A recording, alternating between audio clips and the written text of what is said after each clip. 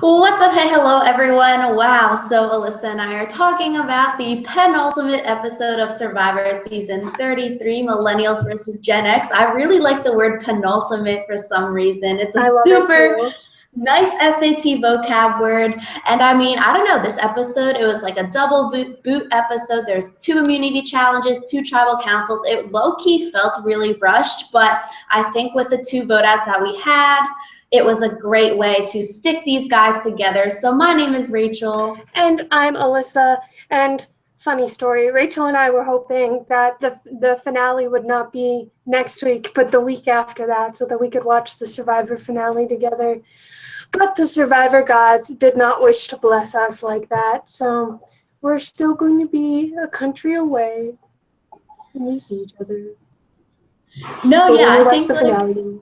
I think the vote outs this week, it really sets up for the finale really well because we're going to have a lit as frick finale with 3 legitimate contenders who could actually win the game. Then you have someone like Ken or Hannah who, if they make it to final tribal council, they could get a vote here or there, and they have been edited really well. And even Brett hasn't been totally like under the radar editing wise. So I mean, we're gonna have a great final 6, I feel like, next week.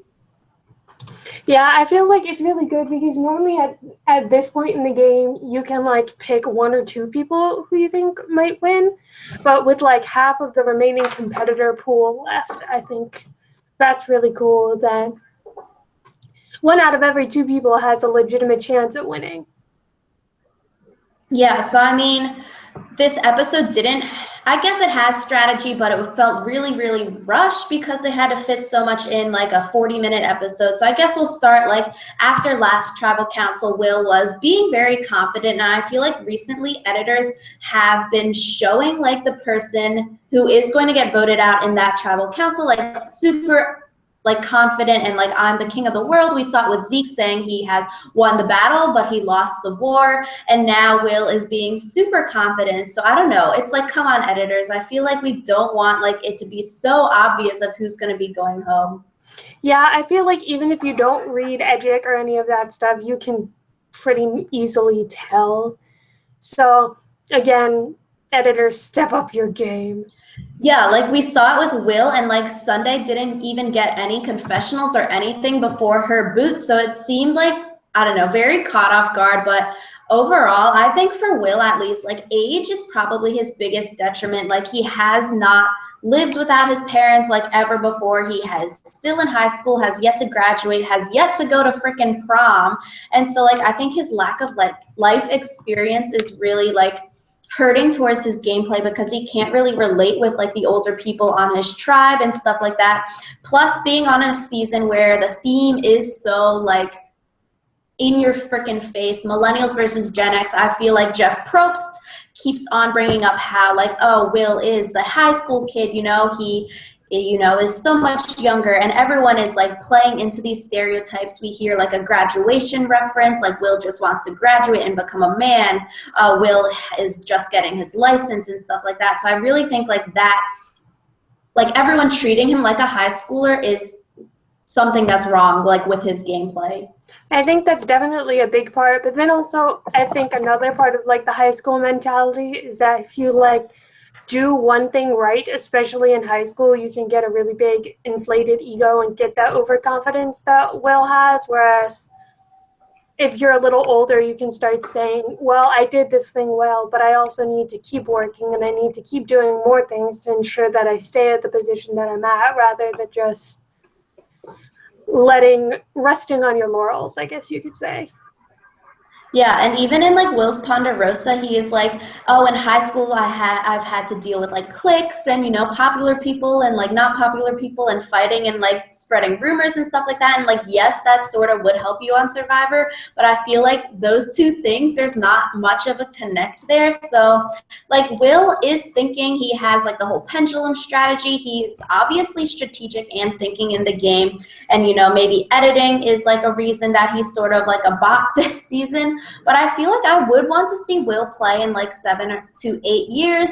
You know, I was thinking a Survivor theme, like at CBS, you could bring back like people that played in their teen years, so like a Natalie Tenorelli, a Julia from last season, a Spencer Dunn. They could come back in like when they're 25, 26 and play again, like CBS.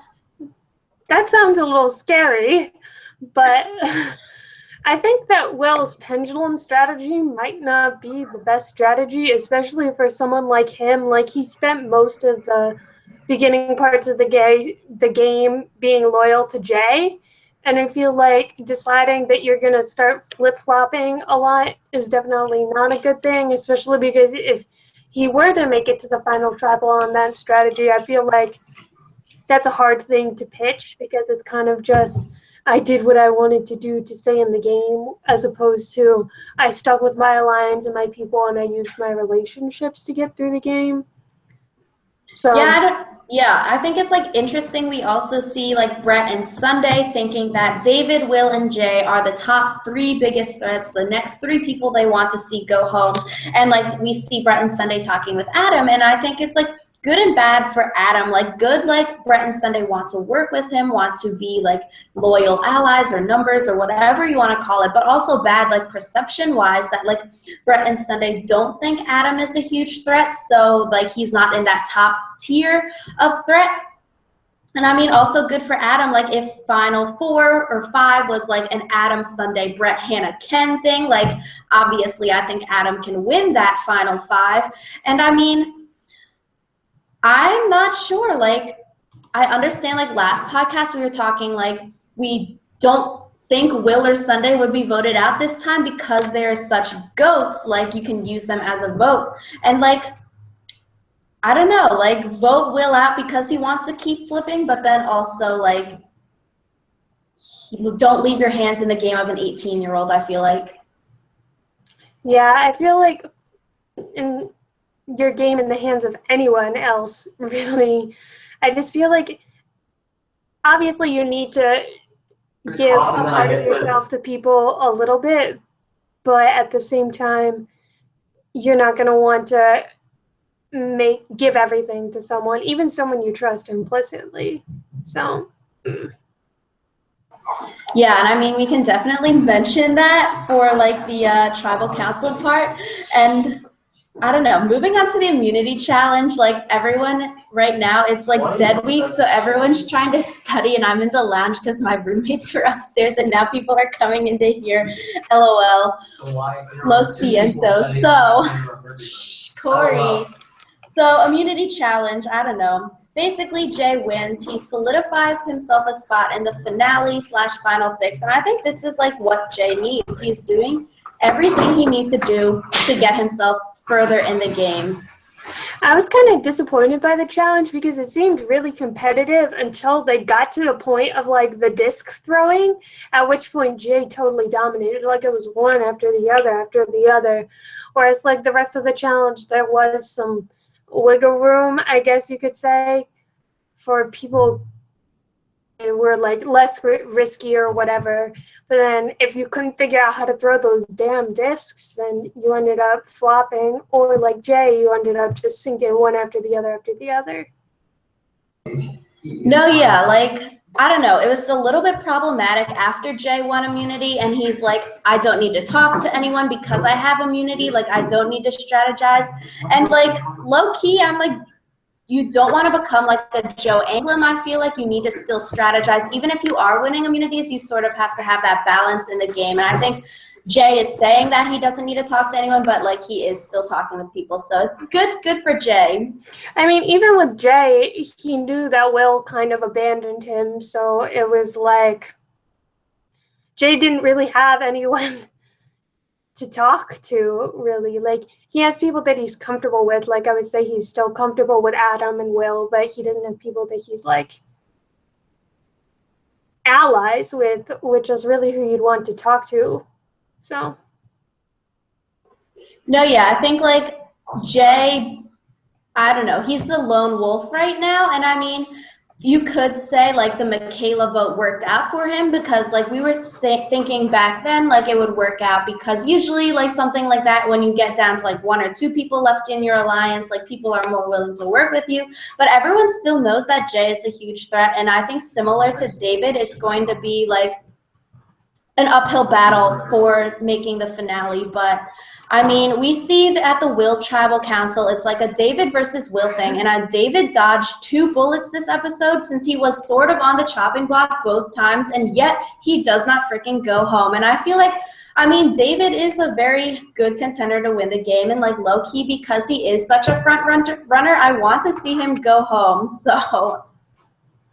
I don't know. I think it would be interesting to see David go home, but at the same time, I feel like he's been managing not getting voted out because this is now like the 3rd week in a row that he's been on the chopping block, or the 3rd episode in a row, I guess you could say, that he's been on the chopping block and that he's avoided it. So I feel like it would be really interesting to see him at Final Tribal Council, not to defend like the big moves that he made, defend people not making big moves against him, and I guess dodging bullets as much as he was shooting bullets. That's true. I don't know. I think it's like interesting to like think about how much of it is David's doing that he's still in the game and how much of it is like the other people's doing that he's still in the game. And I think like the whole Sunday thing, like Hannah is the one that prevented David from going home because Adam seemed very adamant about like David needs to go home. You know, if Jay's playing the idol, David needs to be the one to go. But Sunday is the one that like saved David's ass at this tribal council. So it also is like that whole twofold kind of thing. And I mean, going back to Will, so this, or you can. No, you can go. I mean, going back to Will at this tribal council, I think, yes, vote Will out because he wants to do this pendulum strategy, wants to keep on flipping. Like, you can't really trust him. Vote Will out because you don't really want your game in the hands of an 18-year-old. Like we've been saying, no one is going to give an 18-year-old $1 million. Vote Will out. Like, one hand, vote Will out who you're sort of close with, but he's sort of a wild card in terms of strategy and voting. Or you could vote David out who you're close with, and like you're a legitimate ally, but he is a huge threat in the game. And I think voting Will out at this tribal council really like makes the numbers better because it's like a 4-3 kind of thing. If you voted David out, it'd be a 3-3, and you could have had another like tie vote or a rock jar or something like that. So I think voting Will out, it was the right time. But I mean, at tribal, people kept like floofing Will up, saying, you know, big move, great move, Will's move, but I don't know. Yeah, I don't know. And I think part of the decision to send Sunday home, which we can talk about like later after we talk about the other stuff, I thought that Hannah's logic behind that is really interesting, just because normally people want to take the goat with them and they don't want to vote out the goat. And Hannah literally says she's becoming a tempting goat as a reason not to keep her, but to vote her out, which I thought was super interesting. I think voting Sunday out, like logically, she is an enticing goat. Like, but then on the other hand, I think a goat is a good goat if they'll goat with you, but then a goat is a bad one if they will goat for someone else. And I think Hannah's logic, like, it works. Sunday would probably never goat with Hannah, but like Sunday would goat with Adam. Yeah.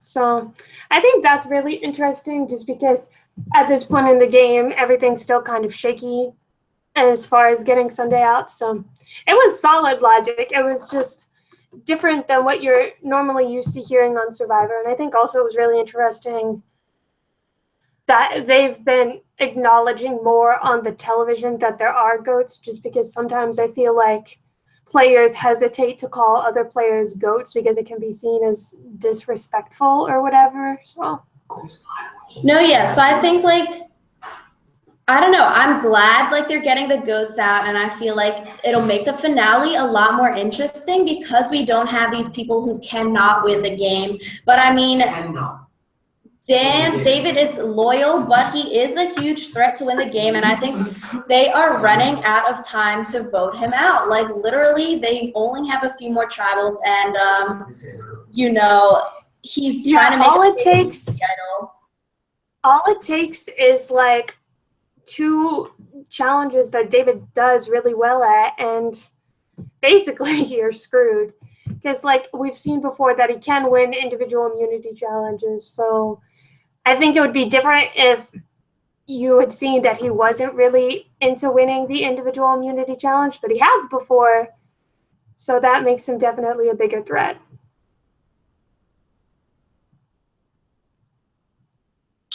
Yeah, so I mean, I don't know. I guess Will and Sunday had to be voted out sometime. It sort of made this episode, like, the boots weren't good, but I think in terms of, like, everything else, like, because they aren't major players, it was sort of a lame episode, but it was a very interesting episode. We see Jay play his idol at Tribal Council, and the past 3 idol times when they've been playing have been like a wasted idol. So I mean, David, before frickin' the merge, pre-tribe swap, David was the only one that played the idol correctly for Jessica that one time out of the 4 idols played. Very interesting, I think. It is really interesting, especially now that no one has an idol anymore. The search for the new one can begin, which I think we saw kind of hinted at the next time on Survivor. But I think it's going to be really interesting to see who, if anyone, finds the next hidden immunity idol, because I feel like that could really end up shaping the rest of the game.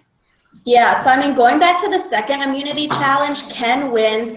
And I mean, I think Adam helping Ken out, like, it could have been a very good or a very bad move. And we haven't, like, I'm not sure, because Jay and David didn't win, and Adam was able to play that off. Like, I only helped Ken because I didn't want Jay and David to win, and very, like, solidifies his bond with Ken and, like, Hannah and David maybe, because to David, he could be like, oh, I didn't want Jay to win. And to Jay, Adam could be like, I really didn't want David to win. So it really leaves it up in the air of both of them could have the chance to be voted out. So very good for Adam. But on the other hand, it could have been a bad move for Adam, because sometimes people do hold like animosity towards like people helping other people out, especially during like immunity challenges. We hear Jay is like, Ken didn't really win immunity because Adam helped him out. But I feel like in this situation, people won't have bad blood, like we see in Blood versus Water 1, where Laura Moret helps Tina win the Redemption Island challenge, and then Vetus goes. So I mean, I don't think we'll see that kind of animosity, but it could have happened, and it could have like turned sour for Adam. I don't know. I feel like part of it was everyone knew that Adam didn't go into the challenge planning to help Ken win. When it got down to Ken versus Jay or David, that Adam decided to give up, I guess. And I think that it is a smart strategic move, and if he plays it as a smart strategic move where he says, I didn't want so-and-so to win, I think it's better than just like appearing just to want to help Ken, because I think that's when they start to get to the dangerous part. Yeah, and even like helping Ken out, it might help like form a better bond between Adam and Ken, because I feel like with the whole Adam, Ken, Hannah, David thing, Adam is the 4th tier, like he'd be the 4th one, the first one voted out of that, and then Adam, Ken, and David. No, Ken, David, and Hannah would be final tribal. And I mean, I think this episode was very, very good, and we see more of the Jay and Adam relationship, and I like this scene was so amazing. And I feel like Alyssa and I have been saying how we want this whole Adam and Jay like bromance, like not even a bromance, but like them to work together, and it's like it's actually happening. Like I've seen comments that I've made like in the past on other Survivor like episodes, and I'm like, I really want Adam and Jay to work together, but I don't see it happening. And now like we can actually see it happening. I feel like Adam opening up and telling about his family situation, and like Jay doing the same. I feel like they cannot, 100% cannot vote the other one out. Like they are blood brothers. Like they cannot backstab the other now and like use that information against the other. I don't know. I think it's really interesting because Jay and Adam have very neatly compartmentalized their strategic and their emotional game. Like you hear them talking strategy to each other, but it's mostly just like, man, you gotta do that. And the other one being like, yeah, to you, it's okay, we still chill. So it's like they are strategic enemies, but social allies, and I feel like that's just such a weird thing. Yeah, I think like the whole like brother analogy was like very, very true because like they love each other, but they butt heads a lot. And I feel like definitely the one cannot vote the other out in this situation. So like either one has to somehow get the other voted out and like not be like not be the one behind that plan. So, but like even Adam in one of his confessionals, he is like, Jay 100% like wins against me at Final Tribal Council. So I think like they're both aware, or at least Adam's aware that Jay probably would win against him at Final Tribal, so he might be wary of like bringing someone like Jay to Final. But I think like it might be one of those things like Tokan Cheese with Brendan, like if I can't win the game, I really want you to win the game because I know what you're playing for, like you're a great person and stuff like that. Yeah, and I think it's also really interesting just because when you get down to this number of people, it's very difficult to like say, I want this person out of the game, but I won't vote for them myself, just because with the way the votes fall, one vote becomes exponentially more important as you get further down the line. So if they really do want to get the other person out, they're going to have to backstab them. Yeah, and I mean, I don't know, like they have like this bond, like you cannot vote the other one out. Like on the personal, like real life level, I think like you 100% cannot after this conversation that you had. And I really think that brings us into the next freaking time on the finale, Final Six. We're going into the 2-hour finale, 1-hour reunion show with 3 millennials and 3 Gen Xers. Even Stevens. I think it's interesting just because at this point in the game, I've kind of forgotten who's millennial and Gen Xer, not because it's not obvious, because like age is a pretty obvious thing, but mostly because like they never really stuck to their original lines very much. Like I'd say the only 2 people who are really still engrossed in their first alliances would kind of be Adam and Jay, since they did work together on the original Millennials tribe, and now they're still bros. So yeah, I think like out of the 6 left, David, Jay, and Adam have the best chances to win this game at the moment. Ken and Hannah, like we've been saying, could make it to Final Tribal, get like 1 or 2 votes depending on like who they're sitting with. And I really don't think Brett is making it to Final Tribal. He'll probably be voted off first or second next episode. So I think Alyssa, what do you want to say who you don't want to see at Final Tribal? And then we can go into scenarios of who we think will make Final Tribal and like jury votes and stuff like that. Well, I told Rachel that the most disappointing Final Tribal would be Brett, Hannah, and Ken. Just because like I feel like they're all decent players, but none of them are deserving of the $1 million. And like of the 3 of them, I would want Hannah to win. But I know that Hannah would only win if she went up against Brett and Ken. And I don't want to see that happen, just because I feel like that would, I don't know, demean all of the players who have been playing the game a lot harder and a lot smarter than the rest of them. So yeah, like I was thinking of 2 different scenarios of Final Threes that I could potentially see happening. Scenario 1, I'm saying, is going to be a Jay, Adam, Hannah kind of Final 3. They might be like, shh, guys, can you please stop talking? So I'm thinking like that. They might be like, I want to go Millennials strong to Final Tribal Council, and I can see people are on board to vote David out of the game. Alyssa, if you talk real quick. Yeah, and I think that David is one of those players where you can easily make an argument even to his allies, like, listen, he's going to beat y'all if you let him stay in the game any longer. And I think that really the person you have to persuade in order to get this to work would be Brett, because David and Ken have said several times that they're never going to be voting each other. So obviously it would be David Ken versus Adam, Jay, Hannah, and Brett if they wanted to vote David out. So that's kind of where it stands on that thing. And I think that a millennial strong thing would be very interesting, as opposed to like having 2 Gen Xers and a millennial, or 2 millennials and a Gen Xer, just because then people would be forced not to vote along their previous tribal lines, like not to say, well, I'm going to vote for blah, blah, blah, because she was a Gen Xer, he was a Gen Xer, and I'm going to vote for blah, blah, blah, because she was a millennial. So speaking of the he-she thing, very disappointed that now there's only one girl left in the game, and she is most likely not going to win. Teardrops for Hannah. LOL. Okay, so I moved like areas and now the lighting is really shit and it's a fucking white wall, so we'll have to deal real quick.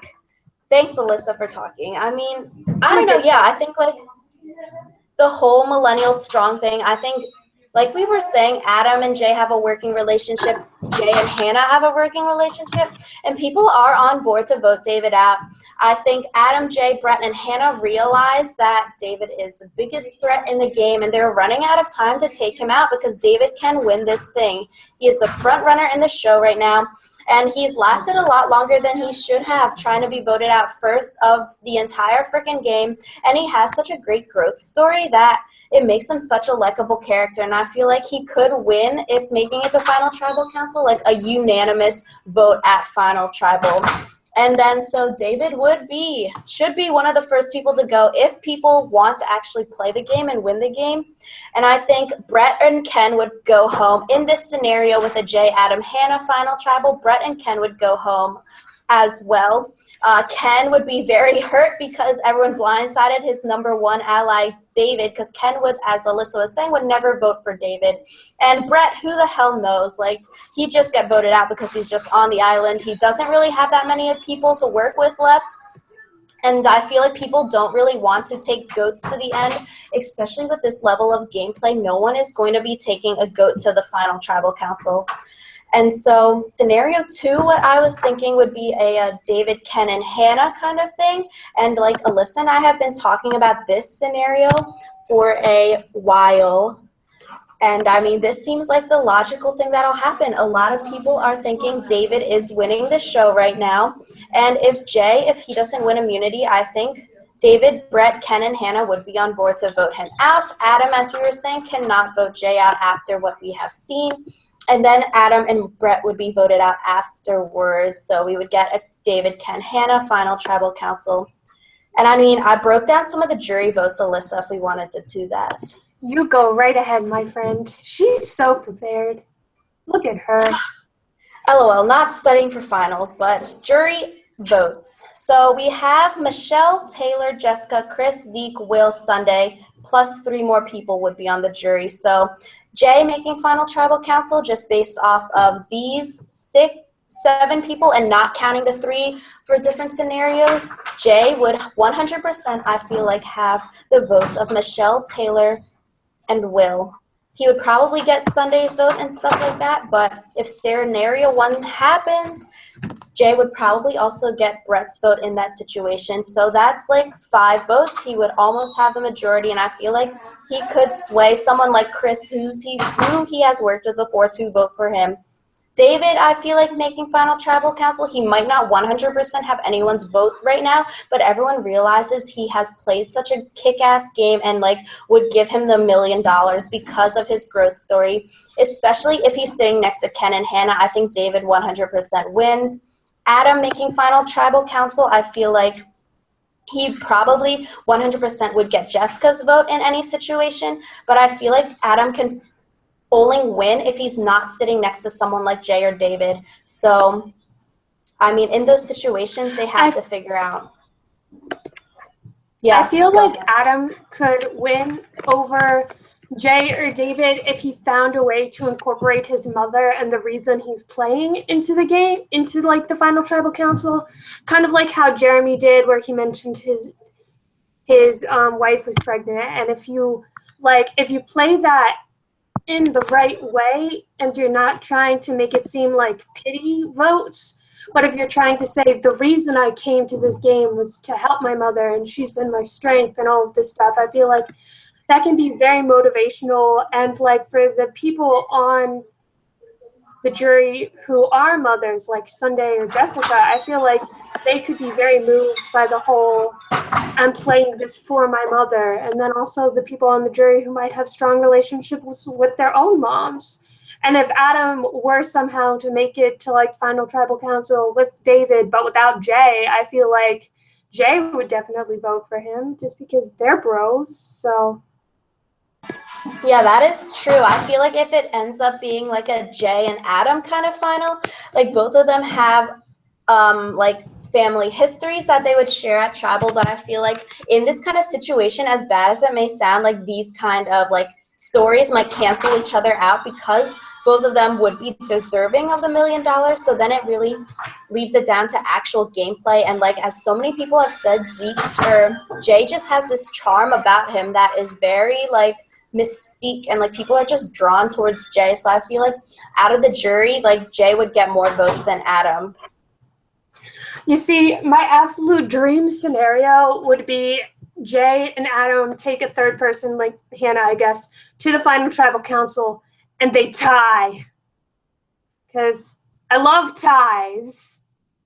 But like tie from season 32. Yeah, I'd like to see a tie, especially between like Jay and Adam, just because like personally, I can't choose between the two of them. So I think it would be, for me personally, it would be a great way where I could feel good no matter who won. Yay! No, yeah, I really like Jay and Adam, and I'd be 100% fine with either of them winning. David, like, I really like him too, but he's been, like, so shoved down our throats, and he's, like, on my fantasy team, so I want him to win. But, like, I want to see Jay or Adam win. Yeah, I would want one of the two of them to win too. Yeah, so, I mean, next week is the finale. Like, crazy how this season is ending, and then that's our finals week, and then I'm going home. I'm so excited. Yeah, I don't get out of school until the 21st, so fuck that, man. So studying for finals, I'm going to be sitting in my room and watching Survivor. So anyways, thank you all for watching. We're super excited to get to go to the finale with you guys, because this will now be our second, third? It'll be a number. Yeah, third season, right? Because we started season 31. Wow. So this will be the third season of Survivor that we have commented on the whole way through, and we're really excited for that. And since next week is our finale week, and we're going to start doing content that isn't necessarily related to the current season of Survivor, please put suggestions for what videos you want us to do during the hiatus in the comments below, so that we can start thinking about them and stuff like that. So yeah, thanks again for watching, liking, commenting, subscribing. We're really excited to see y'all. Bye. Woo! Peace.